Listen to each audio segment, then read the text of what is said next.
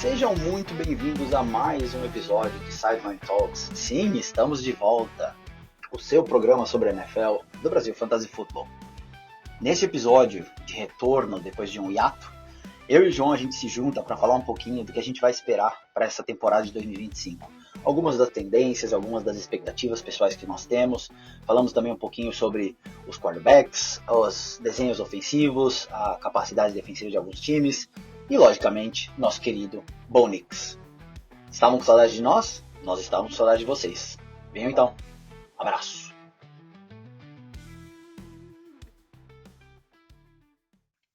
Oi, João, quanto tempo, viu? Quanto tempo? Estava com saudade de fazer isso, estava com saudade de falar contigo. A vida veio, né, com uma força muito grande, várias coisas acontecendo ao mesmo tempo. E a gente teve esse hiato aí. Logicamente, a gente se fala em paralelo, mas gravar e fazer nosso sideline faz tempo. Cara, muita saudade disso. Eu também. A vida faz isso de vez em quando, né, cara? Tem mania de entrar no caminho das coisas que a gente quer fazer. Yeah. E principalmente, assim, eu não consegui nem concentrar muito também em... Depois que a gente falou sobre o draft, né? Quando a gente estava falando sobre os prospectos e tudo mais, ficou bem difícil para eu concentrar um pouco nesse processo todo de off-season, de começo de training camps e tal. Agora que eu acho que eu estou um pouco mais de volta, além das coisas, e mais inteirado ali. Tô feliz que alguns dos nomes que eu tinha dito que eram meus preferidinhos, digamos assim, antes do draft, foram não adaptados por bons passos, eu acho, mas também estão tendo algum protagonismo. Então a gente falou o Pat Bryant, por exemplo, que está cada vez crescendo mais, a trade lá do Devon Valley para o seu time, o seu Saints. Eu acho que também denota um pouquinho essa vibração positiva que o Pat Bryant está trazendo pro Broncos. O próprio Travion Henderson também, que parece que está super bem no Patriots, teve um jogo da Preseason agora super disruptivo, digamos assim.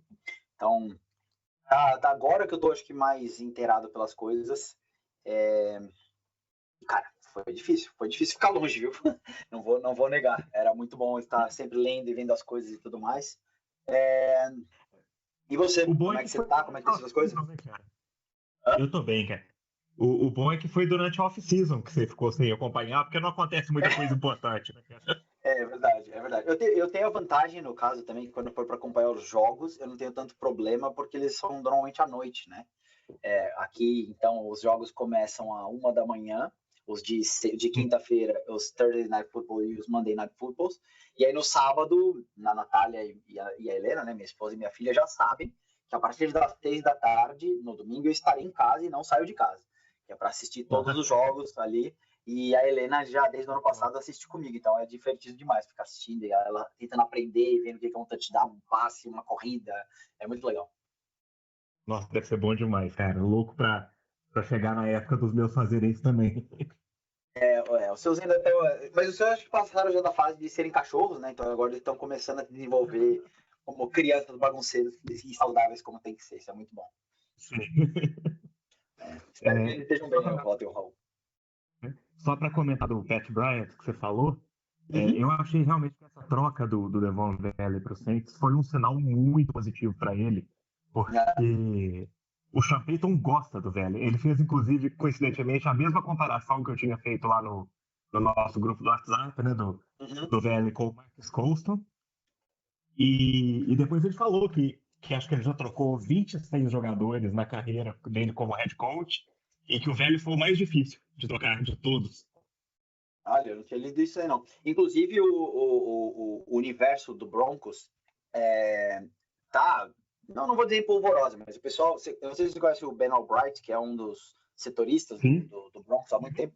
E ele havia dito, sei lá, acho que um dia antes da trade acontecer, que ele falou que o Vel era um cara que estava seguro na equipe, porque, como você falou, o Sean Payton tinha não é um carinho, mas tinha um respeito e achava o talento dele interessante para o que ele queria implementar no time. E aí, no dia seguinte, saiu a troca, né, que acho que também foi uma boa troca para o Broncos em termos de assets. Também gosto da ida do Valley para o Saints, para ser bem sincero. E aí, o universo do Broncos começou, né, a provocar aquela coisa de redes sociais que as pessoas não sabem conversar civilizadamente. Enfim, que o Ben Albright não sabe de nada, que ele é um setorista péssimo, não sei o que, aquela coisa toda assim, por conta dessa questão dessa trade. Então, realmente, essa trade foi uma relativa surpresa, eu diria assim, para o Broncos, porque ele foi ok, não foi fantástico, mas ele foi ok o ano passado e surgiu como, inclusive, um nome do desconhecido para, esse cara é pelo menos um jogador de futebol da NFL. Esse cara é um cara que realmente pode ter aqui alguns números, né? Sim. E esse negócio do Ben Albright, eu acho que tem uma outra camada aí. Ele gera muita antipatia em vários torcedores dos Broncos, porque ele é muito vocal nas críticas dele contra o Trump. Uhum. Sim, tem o componente política dele, ele já deixou claro agora, né? Ele comenta sobre a questão política, sem dúvida alguma tem uma influência. E a gente sabe, né, que a fanbase de futebol americano nos Estados Unidos é majoritariamente trumpista. Assim, esse é o grande ponto que eu acho que as pessoas misturam as paixões com os temas nacionais, não, racionais, né? E acabam criando essa questão, o que a gente chama comumente de fla-flu, né? Das discussões. É sempre um lado contra o outro, é sempre o certo contra o errado, ou precisa existir um certo para existir um errado. Mas, enfim, sem dúvida alguma, isso acaba acontecendo, não só com ele também, alguns outros analistas que recebem esses hates ou essas irritações por escolhas políticas XYZ.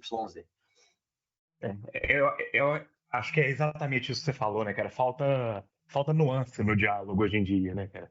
Exato. Uma coisa é eu discordar do teu take sobre, sei lá, o Tyler Shuck, e outra é eu achar que você tem um pensamento correto ou não sobre como você está criando seus filhos. E aí eu misturar essas duas coisas não faz sentido algum. Falar, você gosta do Tyler Shuck porque o Otto dorme às 3 da manhã, sei lá. Quando a gente coloca assim, é exatamente quando a gente coloca as opiniões, as coisas dessa forma, a gente percebe o quão absurdo, né, essas coisas todas são. Mas, antes que a gente sei lá, antes que a gente saia muito do tema, e aproveitando para usar o Broncos como pano de fundo disso, eu queria introduzir então o tema nosso de hoje, que é falar um pouquinho do que a gente está esperando ou do que a gente vê como possíveis tendências para 2025, né, para essa temporada que vai começar daqui 2 semanas, basicamente. Nós ficamos aí parados um hiato, né, como eu falei, por conta de questões pessoais, profissionais nossas de um lado e do outro, mas a gente olhou para algumas coisas, né, temos olhado também para coisas que são interessantes para nós. Então eu queria bater um papo contigo um pouquinho, você trazer também, acho que os pontos que você tem aí, e aí eu queria iniciar com um ponto, por isso que eu falei da questão do Broncos, e talvez relacionando-se também um pouco com o nosso querido Bo Nick, né, o nosso tema de Fla-Flu o ano passado no sideline com os nossos torcedores do Broncos e alguns outros torcedores.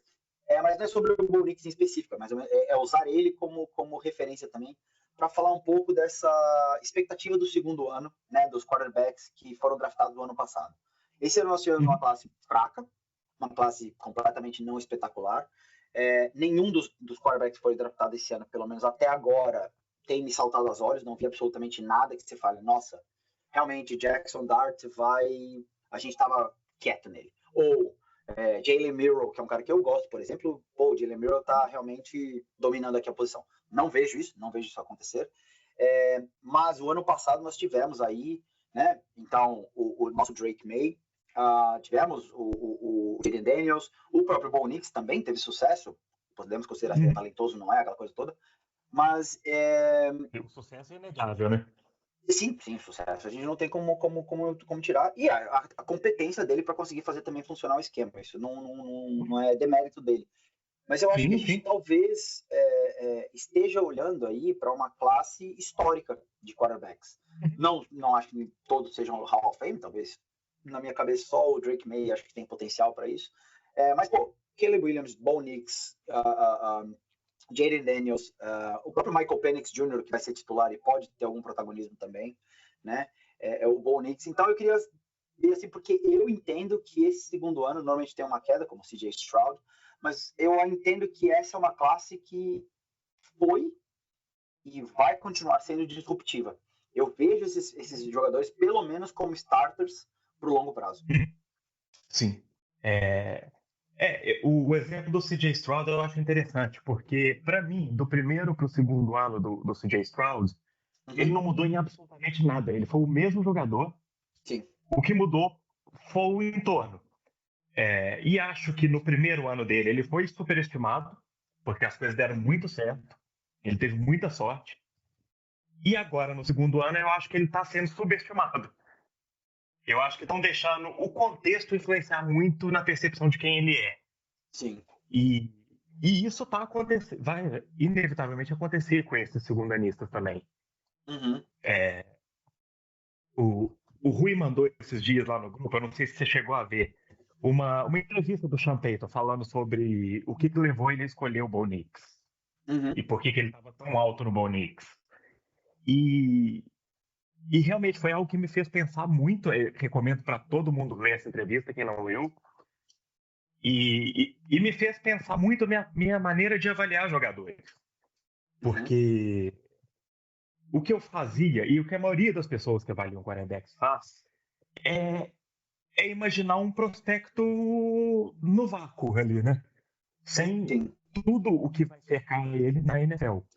Uhum. Então a gente acaba buscando aquele quarterback prototípico, que já não existe mais, né, cara? Isso eu acho que é um conceito de 15 anos atrás. Uhum. E eu não tinha me atentado para isso ainda. É muito melhor você ter um cara com suas limitações que não preenche todos os requisitos do quarterback perfeito, um sistema que é perfeito para ele, do que ter um quarterback que tenha mais dessas ferramentas com um sistema ruim. Sim. Sim. A gente chegou a falar muito isso ano passado, né? A gente falou entre a gente, falando com o Robert Mays quando ele participou com a gente, que hoje o coordenador ofensivo, o play caller, ele é mais importante que o quarterback, na maioria dos casos, a não ser uns quarterbacks fora de série, tipo o Josh Allen, que carrega um sistema horrível nas costas. Uhum. Mas é muito mais fácil encontrar um bom coordenador ofensivo do que encontrar um quarterback perfeito.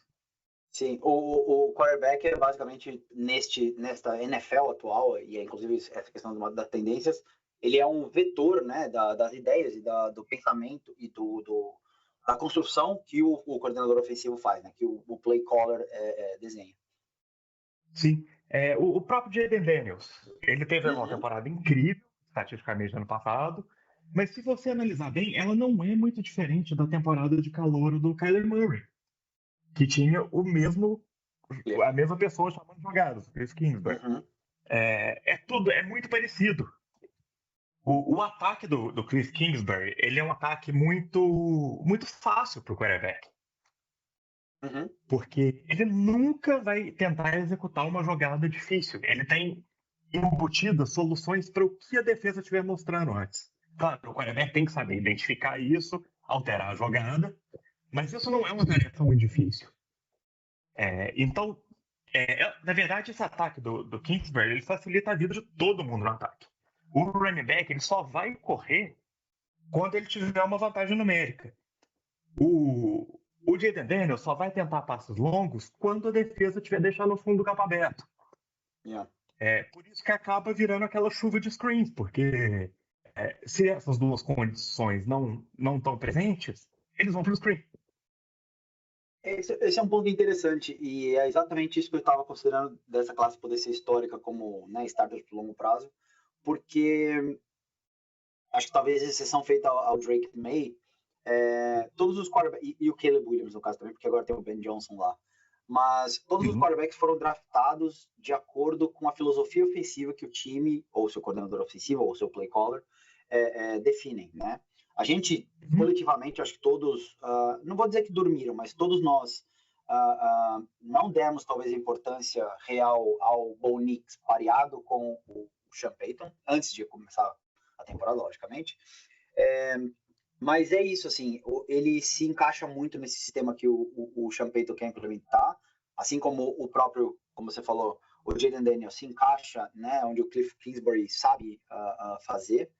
E Drake May, eu acho que ele é o único quarterback dessa classe mesmo, em termos de variedade e de potencial de diferentes esquemas.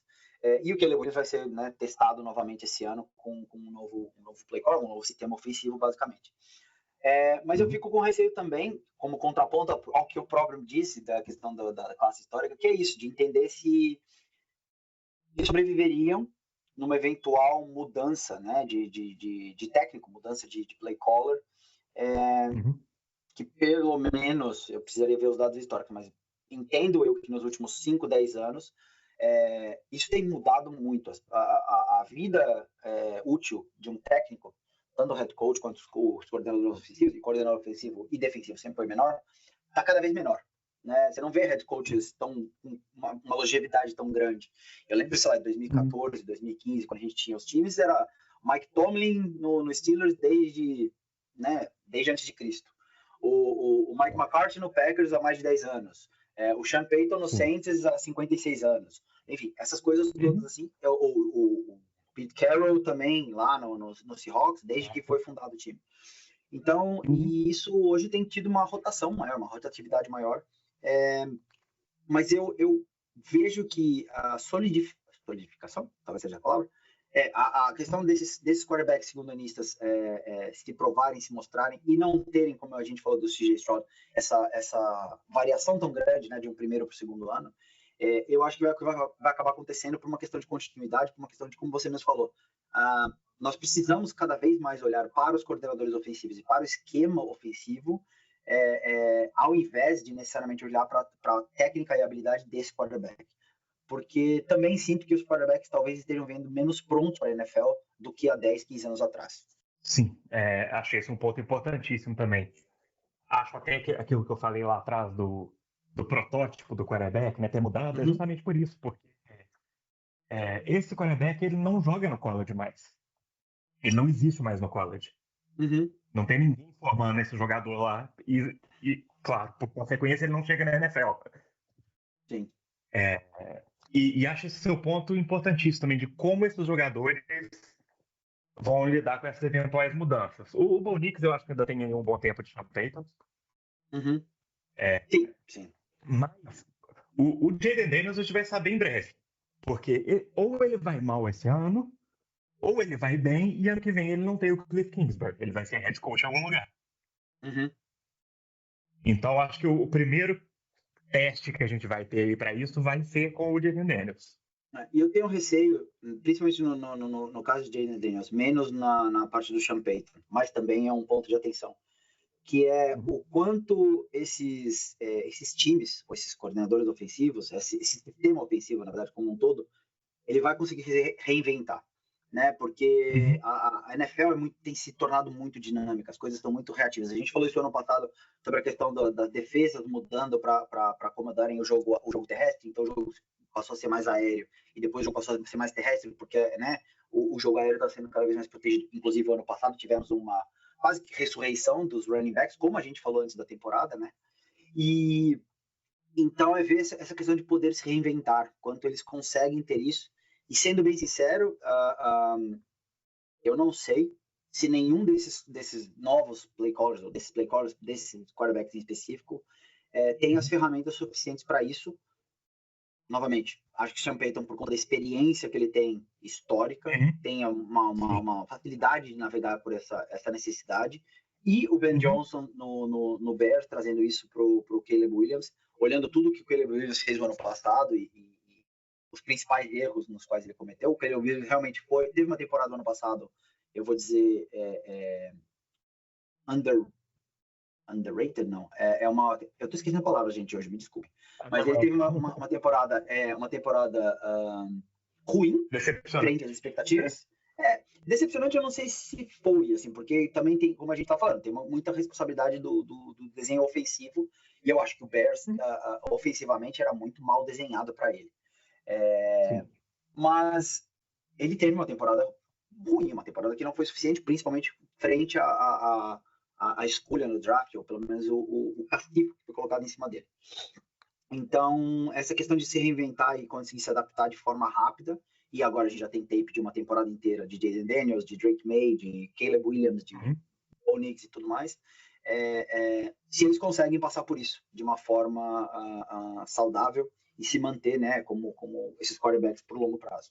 Sim, vai ser interessante ver mesmo. Voltando no exemplo do Cliff Kingsbury, a gente viu isso com o Kyler Murray, né? O Kyler Murray começou muito bem e aí as coisas foram dificultando para ele. Ele não foi dando conta de evoluir ele junto com o Cliff Kingsbury. E chegou num ponto que aquela facilidade que ele tinha na primeira temporada já não estava mais presente. Yeah. Isso é um risco que o Jayden Daniels corre, apesar de eu achar ele melhor que o Kyler Murray. Eu também acho. Que ele corre. Eu não sou muito fã do Kyler Murray. Todo mundo historicamente sabe que eu nunca foi o meu cara, assim. E assim como eu também não sou, e melhorei minha opinião, mas continuo não sendo necessariamente fã do Cliff Kingsbury. Eu acho que o Cliff Kingsbury é limitado num espaço ali dentro do que ele consegue fazer extrair dos jogadores dele. Mas o Jayden Daniels tem teoricamente mais ferramentas e eu achei mais consistente do que o Kyler Murray também. O Kyler Murray que teve jogos nos seus primeiros 2 anos ali fenomenais, em que realmente todo mundo, não, esse cara vai se tornar um top 5, top qualquer coisa, odeio rankings, mas ele sempre decaía. Ele era tipo o Russell Wilson, assim, aquela coisa de tem uma temporada que você fala, o cara teve muitos números, foi muito bem, mas aí você olha no detalhe e você fala, não, ele realmente não merece nenhum voto para All-Pro. Então, e para MVP, né? Eu acho que a altura limita ele muito. Sim, exato. Ele tem uma limitação física, que é a mesma coisa do Bryce Young, que pode melhorar muito. E, inclusive, acho que o Bryce Young vai ter uma boa temporada esse ano. Gosto do que o Panthers está fazendo ao redor dele. Mas ele tem uma limitação física que não tem como puxar ele. Não tem como esticar com a mão. Sim, vai estar presente ele sempre, né? Exatamente. Ele vai ser daquele jeito ali e tem que saber lidar com essa limitação. Sim. Eu tenho um outro ponto aqui, João, mas eu queria saber de você, assim, qual que você está vendo aí que é a tendência para essa temporada, ou qual que você acha que é um ponto que você gostaria de trazer, talvez para as pessoas ficarem de olho em 2025, ou de que veio ano passado e se solidificou durante a temporada, e esse ano a gente vai ver isso muito acontecer. Um ponto que eu acho que amarra bem com isso que você falou agora dos ataques terem que se adaptar, e que o Robert Mays comentou semana passada no podcast do The Athletic, que ele conversou com muitos treinadores durante as viagens que ele fez no training camp, e que muitos falaram que esperam ver as defesas imitando os Vikings. E isso é algo que eu já acho que estava para acontecer desde a temporada passada. Porque o que é o grande trunfo da defesa dos Vikings? É a pressão simulada. Sim. Então, claro, eles têm as blitz, as pressões, mas eles também muitas vezes demonstram a pressão e não andam. E eu acho que esse é o caminho para combater esses ataques que são movidos por coordenador ofensivo. E a peça que você tem que atacar, no caso, é a peça mais fraca, que é o quarterback. Então, se a leitura da defesa for fácil para ele antes do snap, ele vai para uma jogada que vai dar certo. Então, as defesas vão ter que começar a disfarçar tudo que elas estão fazendo. E aí, eu não acho que necessariamente vai ser exatamente igual os Vikings fazem, porque eles têm um personnel que se beneficia disso, que consegue executar o que o Brian Flores pede, e nem todo time tem. Mas eu acho que cada time vai achar a sua maneira. Igual, por exemplo, os Cardinals fazem com os 3 safeties deles. Você nunca sabe exatamente qual vai estar realmente atuando como safety, qual vai estar atuando mais no box. Então, e eles mudam isso rapidamente antes do snap. Eu acho que cada time vai ter que achar a sua maneira de disfarçar o que está fazendo na defesa. E mais do que antigamente, porque isso, claro, sempre aconteceu. Talvez tirando ali naquela fase que o Seahawks deixou todo mundo embasbacado com a lead off boom, e aí todo mundo começou a ir para o cover 3, e aí os ataques fizeram a festa, porque não existe uma cobertura mais fácil de bater que cover 3. É mais fácil de bater quando você não tem o personnel, né? Quando você não tem jogadores suficientes para aquilo ali. A lead off boom estava super bem estruturada, né? Você podia mandar eles fazer qualquer coisa que ninguém ia conseguir bater. Eles podiam jogar em que não ia dar bom. Então é isso. Eu acho que cada defesa da NFL vai agora buscar a sua maneira de criar esse efeito Vikings, da confusão para o quarterback. Eu acho interessante esse ponto, porque eu também ouvi esse capítulo do The Athletic, logicamente, nós somos muito respeitosos e fãs também do Robert Mays, é um podcast que a gente gosta muito, mas enquanto eu ouvia, um contraponto que eu fiquei pensando ali enquanto ele falava, e eu acho que são essa bifurcação de filosofia defensiva. Essa é uma, eu acho que realmente a liga está tentando olhar para essa, como você falou, o efeito Vikings, né? E replicar esse tipo de abordagem. Só que você tem também do outro lado, outro também coordenador defensivo fantástico, que é o Vic Fangio, em que ele não é de fazer essas pressões simuladas, ele é realmente tipo de jogar tudo em cima de você, né? O Eagles tem uma defesa que basicamente milésimos de segundo depois do snap, já tem um cara dando beijo no quarterback, né? Já tem um cara ali, ele já passou de 2 caras da offensive line, de onde veio esse Zach Baum aqui? Né? O que esse cara tá fazendo aqui? Que esse safety veio aqui pegar a bola na minha mão? Então é muito interessante essa coisa deles, o que eles falam, né, de declarar a intenção, né? O Vic Fangio, ele fala, eu vou fazer isso, você não tem como segurar, eu sinto muito. Lógico, ter um personnel como o Eagles tem também, uma defesa com os nomes que eles têm, é mais fácil, é mais fácil. É mais fácil falar do que fazer, gente. É a mesma coisa para qualquer time, na verdade, né? Mas é uma execução muito bem feita e que eu acho também que vai ser, talvez, populado aqui de um lado e outro. Eu acho que um time que deve tentar muito fazer isso, e eu posso estar errado, porque eu também não tenho conhecimento defensivo tão profundo, mas é o Raiders. Eu acho que o Raiders vai ter esse tipo de coisa, porque é o estilo de jogo no qual o Max Crosby, que é o principal jogador desse time, né? Ele gosta, ele simplesmente ele vai para um lado, vai para um edge e vai falar, eu vou destruir esse lado da defesa. O left tackle, o right tackle que tá na minha frente, não tem chance. E ele vai conseguir fazer essa pressão. Eu lembro ele jogando contra o Packers uma vez em que ele empurrou 2, assim, o guard e o right tackle, e ele foi indo e ninguém segurava ele, sabe? Então eu acho que são essas duas grandes filosofias de pressão do quarterback, como você mesmo falou, mas uma pressão, digamos, mais escondida, né? Ou você tentar enganar ali, e essa pressão já declarada com realmente pessoas que intimidam. Se bem que qualquer pessoa da NFL vai me intimidar. Até o Jair Alexander quiser bater em mim, eu vou sair correndo de mim. Eu acho que jogadores como o Crosby, por exemplo, eles são tão bons que não importa o sistema defensivo que você estiver usando, a filosofia defensiva, você vai mandar ele para cima e você for o Max Crosby em cobertura, né? Sim. Agora, gostei do que você falou do Fangio. Isso realmente é algo que a gente pode ver, sim, as pessoas tentando copiar o sucesso que ele teve, principalmente ficou muito marcante, né, naquele Super Bowl dominante que eles tiveram, né? Mas o grande problema é esse, é o que você citou, cara, é o personnel dos Eagles. Eles conseguem fazer isso. Eu não sei se tem mais algum time que consegue. Não, claro, alguns outros têm, eu acho que... Cara, não, tem vários, não preciso nem citar. Mas tem muitos times que não conseguem. E eu acho que a gente vai ver um desastre acontecendo em New Orleans. Porque a gente tem lá em New Orleans um discípulo do Fangio, né, o Brandon Staley, que se for tentar pôr lá a defesa do Fangio, vai dar muito errado, porque o New Orleans Saints não tem um personnel para isso. Mas ele não, necessariamente... Mas ele não necessariamente teve defesas quando no Chargers que eram similares à do Fangio, certo? Ele não tentou necessariamente copiar. Ele tentou. Ok. Então, e por isso que as defesas eram muito ruins, porque ele não tinha a linha defensiva para parar a corrida com 4, igual o Eagles faz. Não é verdade, João. Não, é verdade. A defesa do Chargers sempre foi ruim, porque ninguém fica saudável. Era a defesa que era montada com o Joey Bosa, daí ele olhava para uma mosca passando na frente dele e ele machucava. Né? Não, sim, mas Derwin James também. Então, mas no papel era uma defesa intimidadora. O Derwin James como safety, se jogasse, né, constantemente, era um baita de um safety. Todo mundo sempre teve ele em altíssimo ponto. Joey Bosa também veio como, né, um grande disruptivo ali de edge e tal. Mas a sina do Chargers, ele tá machucado sempre, assim, então os caras, pô, coitados, não conseguem.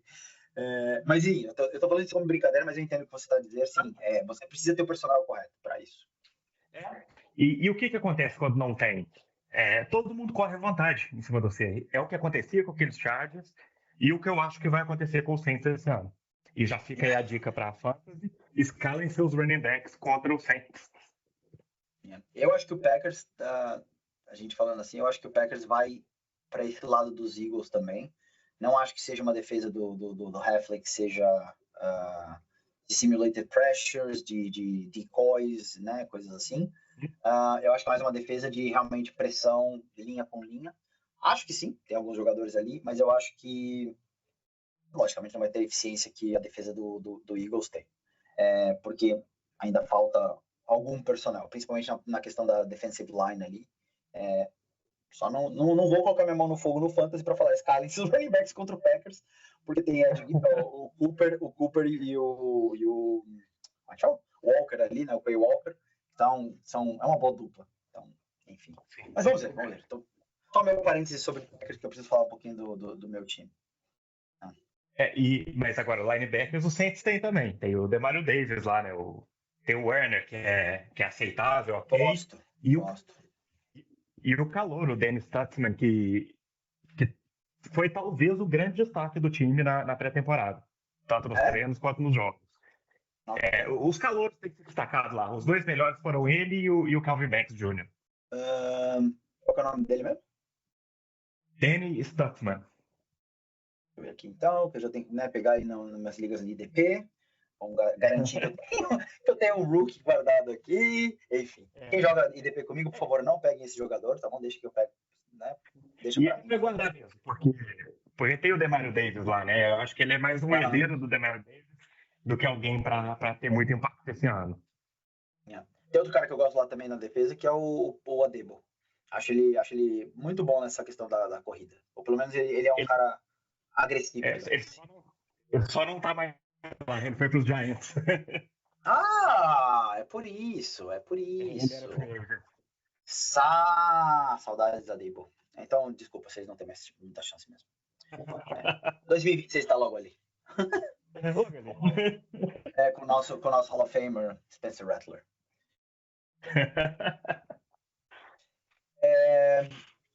Cara, tem outro ponto também, falando um pouco do The Athletic, a gente está usando isso como base, gente, para que fique bem claro também, porque a gente discutiu, eu e o João, antes de começar a gravar, discutimos nos últimos dias sobre esse programa também, e foi uma inspiração para nós. E tem um ponto, que eu acho que é o ponto que eu e você, João, a gente alinha muito, e eu acho que a gente tem aí o que discutir, que foi, inclusive, um ponto de discussão no nosso grupo do WhatsApp com o pessoal do Brasil Fantasy Football há uma semana atrás, ou começo da semana, que não vou dizer o ressurgimento, mas a forma como os tight ends estão voltando em voga, estão passando a ter algum tipo de protagonismo ou alguma relevância maior do que nos últimos anos. Nós passamos um período em que tínhamos diversos tight ends, né, com diversos skill sets e muitos nomes que todo mundo sempre falava. Então, o Graham, o Gronkowski, o próprio Kelsey, quem mais? Me ajuda aqui. Antônio Gates, um pouquinho antes, logicamente. E a gente foi passando por diversos... Martellus Bennett, Jason Witten, exato. Muito obrigado. Jason Witten é maravilhoso. E eles tinham realmente um nome nos seus times, né? Eles realmente eram um cara de destaque. E aí a gente passou um período aí, um hiato, em que a gente tinha, sei lá, 2, 3 nomes que a gente sempre tava falando, que era, né, o Gronk, era o Kelsey e o Mark Andrews. Era o Gronk, o Kelsey e o Mark Andrews. O resto era tudo meio que useless, principalmente para fantasy, né? Pensando em fantasy. E agora a gente tem também, por conta da classe de 2023, vários nomes, principalmente em fantasy, sendo falados. Então, Sam Laporta, para além do Trace, do Kelsey, do Andrews e do Laporta, a gente tem também o Henderson, né, que machucou, mas estava... O Henderson, desculpa, o Hawkinson. Temos o Tucker Kraft, que é um cara que eu tô muito fã, e eu acho que ele realmente é um dos 5 melhores tight ends da liga. E eu acho, esse ano, que, principalmente por conta do ressurgimento, ou da importância que foi dada para o jogo corrido ano passado, a posição de tight end esse ano vai ser muito escrutinizada, vai ser muito debatida. Aquele link, aquela thread que partilharam lá também, ela tem um estudo muito legal sobre isso, porque a posição de tight end ela é múltipla, né? Ela não é uma posição só de pegar passe, ou não é uma Sim. posição somente de proteger o quarterback, ou seja, ser um lineman a mais. Só que é o tipo de versatilidade que você precisa ter no time. Então, eu vou usar como exemplo, logicamente, o Packers, porque aqui eu mais assisto. O Tucker Kraft oficialmente era o sexto lineman em algumas jogadas, mas ele também era o desafogo, e a gente sempre fala sobre a questão de tight end, esse desafogo de quarterback, ele era o desafogo das jogadas do Packers, para além de ser um wide receiver. Ele tem jardas longas, ele tem passes de mais de 15 jardas, tem touchdowns de mais de 30 jardas corridas, enfim. Eles têm essa possibilidade, né? Eles têm essa versatilidade. O Kittle, desculpa, eu esqueci de falar o Kittle também, mas o Kittle é outro monstro da posição. Sim. E talvez hoje, para mim, seja o mais completo desses tight ends. Lesões à parte, né? A questão, enfim, isso não é que ele seja injury prone, como alguns chamam, mas tirando isso, eu acho que para mim ele é o tight end mais completo que a gente tem na liga. E eu acho que essa vai ser uma posição de destaque esse ano. Acho que a gente vai ouvir falar muito deles, eu acho que a gente vai ouvir novos nomes, a gente vai ver essa posição tendo um respeito também pela parte de bloqueio, que é algo que normalmente a gente ignora, principalmente nós, comunidade de fantasy, comunidade que curte ver o jogo de uma forma mais feliz, mais pontos, né? Fazendo pontos, ganhando o jogo, né? Enquanto que na parte técnica, na parte tática, eles têm uma relevância absurda. E isso que você falou, para mim, é o ponto-chave, né? A multiplicidade da posição, né? De funções. É quase impossível. Você falou que a gente subestima muito, né, a contribuição do tight end no jogo corrido. A gente tende a ver o quê? Vai comparar o melhor tight end de todos os tempos, vai ver quantas jardas ele tem, quantas recepções. Isso. Mas é praticamente impossível você ter um jogo corrido eficiente sem um tight end. Eu acho que a única exceção eram os times de air raid do Mike Leach. E uma vez perguntaram para ele por que ele não usava tight end. Ele falou, porque eu não consigo encontrar uma pessoa 6'5", que corra 4.3 e seja extremamente atlético. Esses seres humanos são raros no mundo, então eu não uso eles. E o negócio é bem por aí, cara. Ser tight end é muito difícil. Você tem que ser grande, você tem que ser atlético, você tem que ser rápido, para ser isso tudo, claro, para ser um tight end completo, né? Sim. E o que acontece? Como existem muitos desses seres humanos, os times começam a especializar um pouco, né? Tem um tight end bloqueador, um tight end recebedor.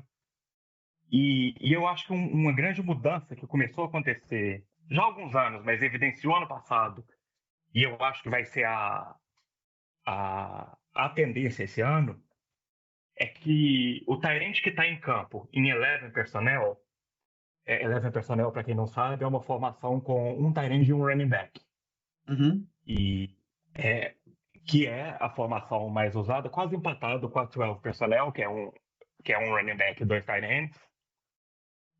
Mas o tight end que está em campo em 11 personnel, há uma década atrás, sei lá, 6 anos atrás, na explosão do passe na NFL, das spread formations, tudo chegando, esse tight end era primeiramente um recebedor. Sim. E isso prejudica a corrida enormemente. Só que naquela época ninguém estava muito interessado em correr. E isso mudou. Com a defesa se adaptando àquilo que o ataque estava fazendo, igual a gente falou ano passado, né? Se tornando mais leve, mais rápida, protegendo mais o fundo do campo. Com essa mudança, os times voltaram a ter que correr. E aí, ter um tight end bloqueador em campo em todas as formações, inclusive 11 personnel, é fundamental, porque não existe um jogo corrido eficiente sem tight end.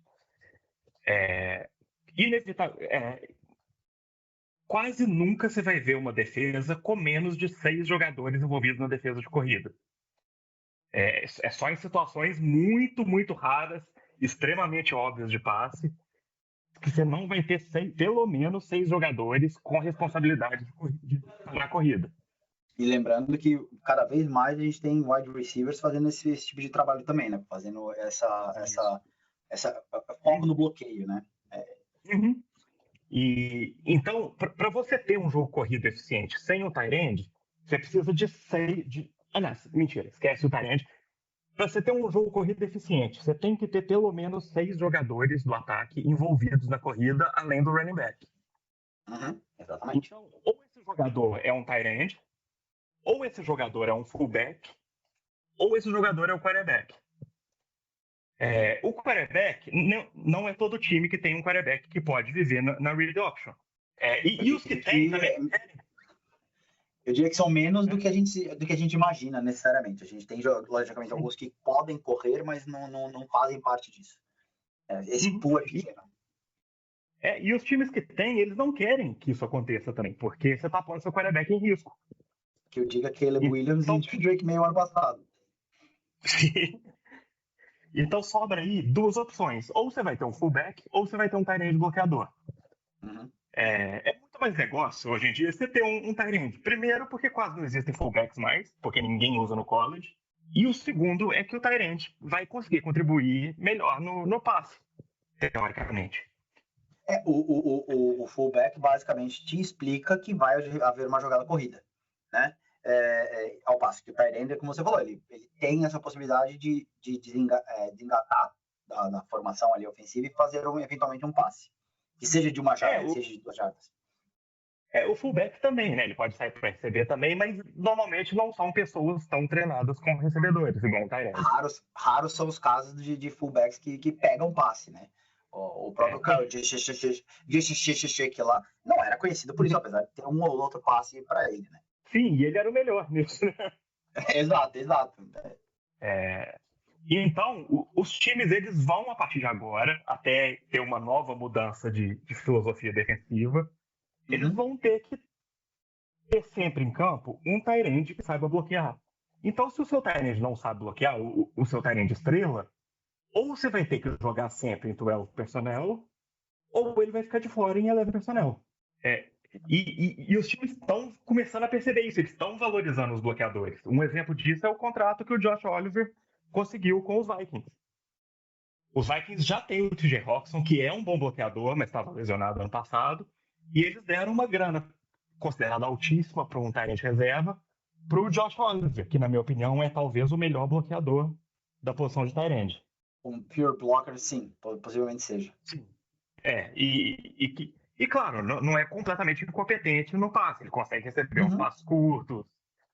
Porque para receber esse tipo de passe, também o cara não precisa de muita coisa. Ele precisa ser inteligente e saber achar os soft spots ali na zona.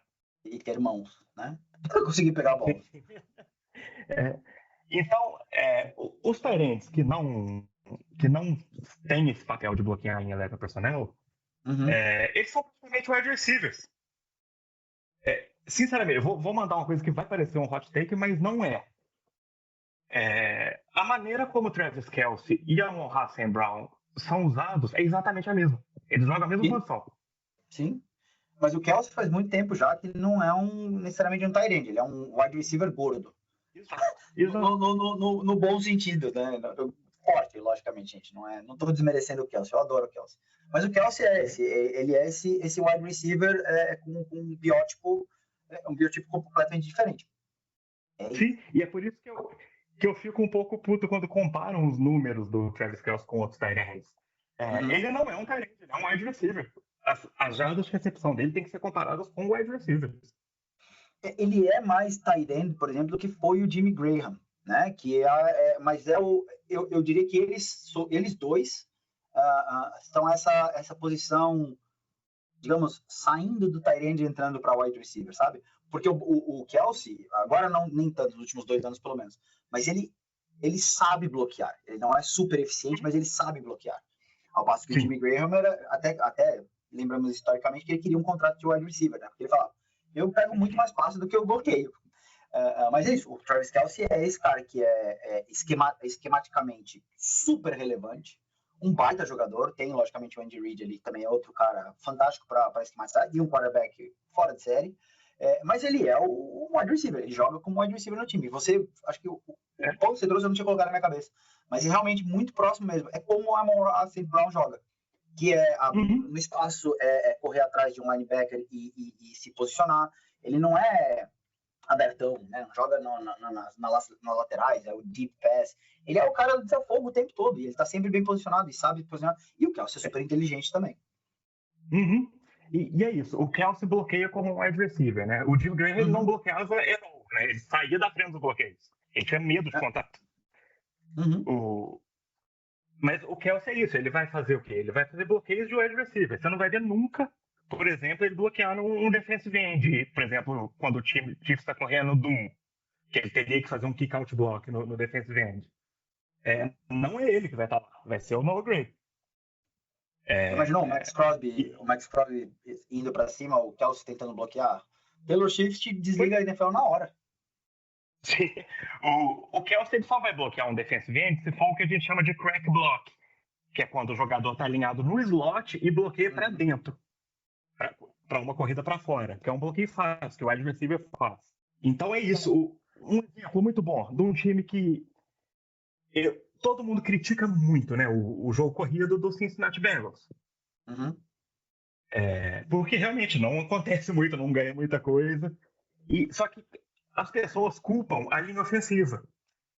Só que eles esquecem que quando os Bengals estão em 11 personnel, e é um dos times que mais joga em 11 personnel, o tight end que está em campo é o Mike Gesicki, e o Mike Gesicki não é um bloqueador. Então, é praticamente... E o Joe Burrow não é um corredor. Apesar de não ser imóvel, ele não vai ficar fazendo read option. Sim. Então não tem como ter sucesso esquematicamente no jogo corrido, é impossível. Você pode pôr a melhor linha ofensiva do mundo ali que não vai ter sucesso. Eu concordo. Acho que essa análise é exatamente isso, é entender como é o seu tight end e ter pelo menos essa opção de ter aliás, ter essa opção. Ter a necessidade desse bloqueio extra, né? Então a gente teve no ano passado o sucesso do praticamente imortal Derrick Henry, né, no Ravens, e que era um esquema que os tight ends estavam sempre em campo. Várias e várias vezes você tinha Mark Andrews e até o Isaiah Likely ali. Isaiah Likely, que é mais também recebedor do que bloqueador, mas ele estava lá. Ele existia 6, 7, 8 bloqueadores para que o Derrick Henry conseguisse abrir espaço, ou, no caso do Ravens, que é um caso talvez mais único na NFL, ou era o Henry ou era o Lamar, ou seja, já eram dois problemas ao invés de um. Então dava para fazer isso. O próprio Eagles também, com uma linha ofensiva excelente, né, uma linha ofensiva super azeitada, e para além disso, você tinha o Goddard ali, que é um bom bloqueador. Ele também pega passe, ele é conhecido principalmente pela comunidade do fantasy, porque ele tem bons números, né, em termos de pontuações, mas ele é bom bloqueador também, ele sabe fazer o assignment, ele não é tão forte, ele não é um tanque, mas ele sabe muito bem como bloquear. E eu acho que ele sabe bloquear melhor, por exemplo, que o Kelce, apesar de ser menor. Fisicamente me parece menor. Muito melhor. E isso que você comentou é legal, né? Quando um time tem dois tight ends que bloqueiam bem e recebem bem, isso é uma vantagem muito grande, porque você abre todas as possibilidades de jogada. Você pode usar conceitos de passe de spread, se eles são bons recebedores, e você pode fazer qualquer conceito de corrida que você quiser. Você pode correr a counter trade dos Redskins da década de 80 com dois tight ends. Então, isso dá uma vantagem tática. Se você tiver um play caller que saiba tirar vantagem disso, que arrisco dizer que talvez seja a maior vantagem tática que um ataque pode ter na NFL hoje. Ter dois tight ends que bloqueiem bem e recebam bem. Vai ser interessante ver como é que eles vão ser colocados, como eu falei. E eu gostaria muito de ver isso funcionando nas principais mentes ofensivas, digamos assim, nos times que a gente gosta bastante de sobreviver. O Rams, eles têm agora o Higbee, né? É o Higbee que tá lá, e eles draftaram aquele Terrence Ferguson.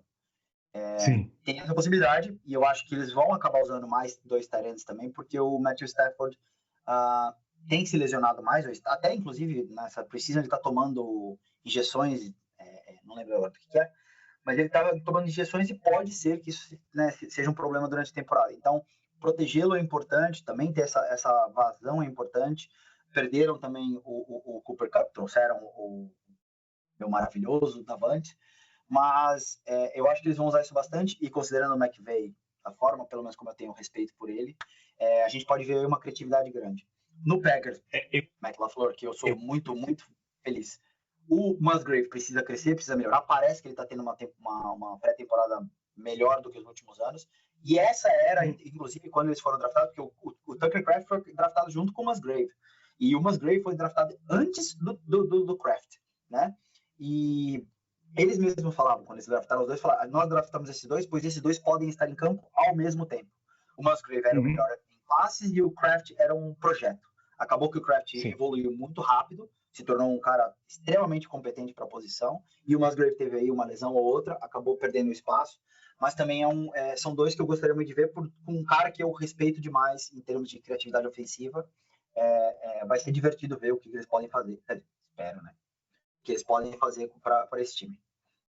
Sim, pô, se o Musgrave evoluir mesmo, se chegar no nível do Tucker Kraft, vai ser muito difícil alguém parar esse ataque dos Packers. Agora, quanto aos Rams, eu acho que se isso acontecer, se a gente vê esse time constantemente usando dois tight ends, eu acho que vai ficar muito claro que o Sean McVay é o melhor técnico da NFL, porque ele vai estar se reinventando completamente. Porque desde que ele virou head coach, os Rams são o time que menos usa dois tight ends. Sim, mas então vai ser uma reinvenção completa. Sim, mas os Rams também, pelo retrospecto com o McVay, é um dos times que mais mudou, né, cara? A gente tinha o time que foi para o Super Bowl completamente diferente do time que venceu depois. Né? O time que tinha o Todd Gurley e depois teve o time com o Stafford. Esquemas completamente diferentes, uma estrutura, a tática completamente diferente. Por isso que eu tô falando, é curioso para ver como é que ele consegue, se é que ele consegue, e se é que o Higbee e o Terence, eles são realmente esses caras, mas talvez conseguisse reinventar com isso. Um time que acho que tentou, não deu muito certo, e também pode tentar esse ano, foi o Cowboys, né? O Cowboys, teoricamente, tem dois talentos lá, né? Que era o Ferguson e o... Como chama o outro? Henderson. Não, deixa eu ver aqui agora, peraí. Para não falar bobagem. Falar bobagem porque tinha outro talento, Era o Shoemaker. Ele foi draftado para ser esse cara do passe, mas eles dois ainda não funcionaram, e o Shoemaker acho que também não evoluiu tanto. Teve a lesão do deck também, o que complica tudo na vida. Mas também é um time que, teoricamente, tem dois tight ends com potenciais de ser titulares ao mesmo tempo. Né? Então, um outro time que eu acho que tem chance também esse ano de viver em 12 personnel é o Cleveland Browns. Porque eles têm o David Njoku, que é um dos melhores tight ends da NFL, e draftaram o Harold Sene, né? Sim. E inclusive, aí tem que ver como é que vai ser a evolução dele. Inclusive, Njoku talvez seja um dos melhores valores para quem joga Fantasy, para quem quer saber também do Fantasy, um dos melhores valores nesse exato momento para ser cooptado ou tradeado, para quem já tem, tá nas trades e tal. Porque realmente, eu acho que ele vai ter um baita ano, ele é um baita jogador, eu gosto muito dele. E o ano passado ele já teve bons números aí, então eu acho que ele não é um sleeper, porque já tem anos de casa, mas é um target aí que eu acho que vale a pena para todo mundo. Sim, concordo nessa. Então não vou te falar. Peraí, João, deixa eu primeiro pedir fazer mais trades nas ligas que a gente tá junto, para você não roubar meus jogos. Já deve estar comigo, cara. O draft de sempre. Eu sei disso. João, aproveitando essa coisa de Tyrant que a gente tá falando, eu queria, acho que fechar essa nossa conversa com um insight. Não é uma tendência, mas é mais para perguntar como é que você está vendo, ou como é que você vê se isso é uma possibilidade ou não. Falamos exatamente da questão dos tight ends, dessa questão de você ter dois tight ends em campo, em que você abre um playbook, uma experiência completamente nova, porque você tem um cara que consegue fazer duas coisas com eficiência, e ele te permite criar novas opções dentro desse ataque. Este ano tivemos no draft um jogador que, para além dessa questão de saber se posicionar em diferentes, ele joga realmente em duas posições diferentes, que é o Travis Hunter, que ele joga tanto na defesa, como defensive back, como no ataque, como wide receiver. O próprio Packers agora, durante a off-season, durante esse período de treinamento, tem colocado o Bo Melton, que é um wide receiver, acho que é o terceiro ano de wide receiver dele agora no time. Ele está jogando oficialmente agora como defensive back. Tá? E nós temos em várias instâncias, né, jogadores que vêm como uma posição e entram para a NFL e jogam em outra. Mais comum o que acontece é os jogadores de linha ofensiva serem draftados como guards e se tornarem tackles, serem draftados como tackles e se tornarem centers. Esse interchange ali acontece muito na linha ofensiva e é natural, porque a posição é meio parecida. Mas falando com relação ao Travis Hunter, você acha que a chegada dele para a NFL, como nesse exato momento, unicórnio, né, esse jogador quase que não existe outra na história tão clara, uma pessoa sendo draftada por causa de duas posições, você acha que isso vai começar a acontecer mais? Ou você acha que realmente ele é uma história, um ponto fora na curva? E só para dar um pouquinho mais de contexto nesse insight, que é uma coisa que eu venho pensando na última semana, aquilo que eu falei no começo sobre os quarterbacks, que os quarterbacks estão cada vez parecem estar cada vez menos prontos para a NFL, né? Então eles vêm mais cru para a NFL. Então essa questão do multiposição e jogadores experimentarem diferentes posições. Eu lembro de um jogador, eu não lembro agora o nome, que ele era running back e linebacker do time. Então você acha que isso vai acontecer? Você acha que isso é uma coisa que potencialmente a gente vai se tornar ponto comum ou não? Travis Hunter é realmente um cara diferenciado, é a única coisa que vai acontecer. Pode ser que outra pessoa daqui 5, 10 anos, mas não é algo que a gente vai ver todo o draft, pelo menos um cara multiposicional. Eu acho isso, cara. Eu acho que é algo que pode acontecer muito esporadicamente. E para falar também que o Travis Hunter é esse cara, eu ainda quero esperar mais um pouco. Eu quero ver como que ele vai realmente ser usado. Porque eu não vejo ele sendo usado com muita frequência na defesa. Eu acho que isso não vai acontecer. Eu acho que ele deve ser usado em pacotes específicos, talvez em situações óbvias de passe, ou em algum jogo que o Jaguars estiver muito na frente no placar, ele entra na rotação. Mas eu estou esperando no momento isso. Teve um grande rebuliço, né, no training camp, quando ele estava passando metade do tempo com o ataque e metade com a defesa certinho, mais ou menos. Acho que até um pouco mais com a defesa. Mas eu comentei, né, isso é totalmente irrelevante pro que esperar dele no futuro. Porque era install, ele estava aprendendo o ataque e a defesa. E isso me lembra muito do que estão falando já na imprensa de New Orleans, da batalha entre o Rattle e o Chuck, que nos primeiros treinos o Chuck errou isso, errou aquilo. Cara, ninguém erra nada em install, cara, isso não existe. Eles estão lá só para aprender o ataque, a execução não importa, cara. É o que você falou, acho que no nosso último programa, ou a gente falou isso offline, né? Já faz tanto tempo, infelizmente, que eu não lembro. Mas que é aquela coisa, o momento do treino é o momento em que você vai, logicamente, tentar instalar aquele filosofia defensiva, ofensiva. Só que, se aquilo que você está pretendendo fazer não funciona, você não vai perder a repetição. Né? Então, o jogador em si, ele continua o jogo, ele continua o movimento, para treinar o corpo, para criar a memória muscular daquilo ali, né? Inclusive, esse insight maravilhoso que você trouxe, que eu falei, cara, faz todo sentido. Eu sempre pensei nisso, mas não sabia vocalizar. E é isso, as pessoas têm que repetir, até que se torne segunda pele, né, deles. Sim. Inclusive, quando o jogador não está em campo no treino, ele está fazendo a repetição mentalmente, para não perder a repetição do outro jogador. Sim. Então, eu acho que o fato dele ter passado metade do tempo com o ataque e metade com a defesa no stall só nos mostra o que a gente já sabia, que existe uma possibilidade dele jogar snaps na defesa, além do ataque. Isso a gente já sabia. Agora, quantos snaps ele vai jogar, isso eu quero ver ainda, antes de falar que ele vai ser esse unicórnio que joga ataque e defesa. Porque é muito difícil, cara. É difícil fisicamente o cara aguentar jogar muitos snaps no ataque e na defesa, como é difícil logisticamente para o time se preparar para o jogo. Porque em qual reunião que ele vai estar? Ele vai estar na reunião dos wide receivers ou na reunião dos corners? Porque elas acontecem simultaneamente. Ele não consegue estar nas duas. Eu acho que a NFL é um jogo que é decidido tanto no detalhe, qualquer pequena coisa faz uma diferença muito grande no resultado, que eu não consigo ver um head coach arriscando por um cara que não teve nas reuniões de semana do grupo posicional para jogar muito. Cara, esse é um ponto maravilhoso, que era exatamente aonde eu queria meio que fechar isso, que é a NFL é um jogo de hyper specialization, né?